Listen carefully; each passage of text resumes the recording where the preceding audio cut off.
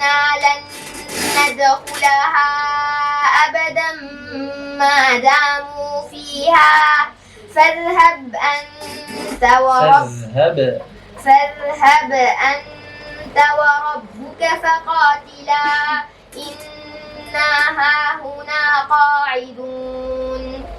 قال رب إني لا أملك إلا نفسي وأخي فافرق بيننا وبين القوم الفاسقين. قال فإنها محرمة عليهم 40 سنة يتيهون في الأرض فلا تأس على القوم الفاسقين.